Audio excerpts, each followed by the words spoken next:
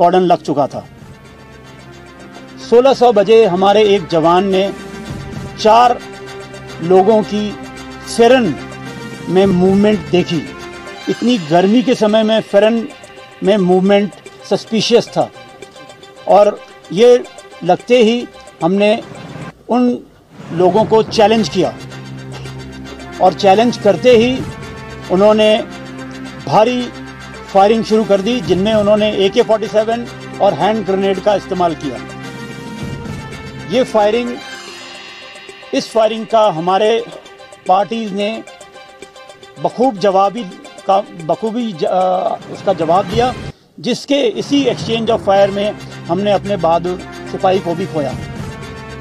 24 घंटे चले इस ऑपरेशन में 4 टेररिस्ट मारे गए। इन टेररिस्ट का नाम आपको डीआईजी साहब पहले ही बता चुके हैं। इनमें यावर डार, जाहिद डार, शकील वानी और ताहिद राठर शामिल है।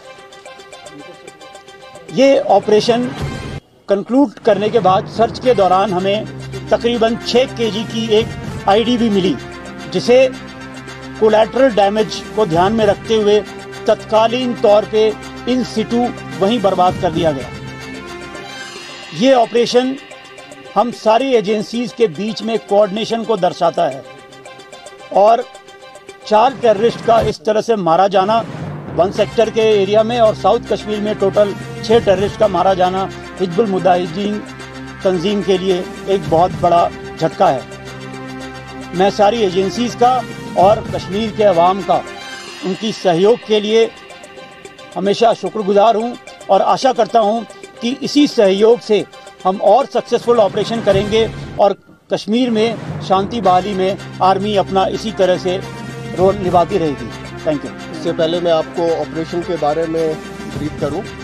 मैं लास्ट नाइट प्रदीप कुमार नैन 1 पैरा SF इनको श्रद्धांजलि देना चाहूँगा, जिन्होंने ऑपरेशन मदरगांव में अपने अद्वितीय साहस का परिचय देते हुए वीरगति को प्राप्त किया। पिछले 2 महीने से भारतीय सेना और जम्मू एंड कश्मीर पुलिस साथ मिलकर HM का इस ग्रुप को ट्रैक कर रही थी, जो कि शोपियां और कुलगांव के बॉर्डर पे हरकत करता था।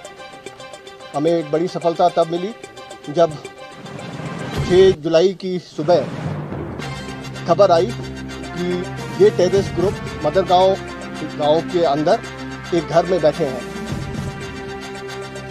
इसके पश्चात तुरंत भारतीय सेना की 9वीं राष्ट्रीय rifle, 1 para SF, 7 para SF, Jammu and Kashmir police और 118 CRPF बटालियन की टुकड़ियों ने एक साथ मदरगांव में जॉइंट ऑपरेशन लॉन्च किया। ये ऑपरेशन के दौरान हमारे ट्रूप्स ने बहुत ही तेजी और होशियारी से सरप्राइज हासिल करते हुए जो टारगेट हाउस था उसको घेरे में ले लिया और इसके बाद टेररिस्ट के पास भागने का कोई गुंजाइश नहीं बची।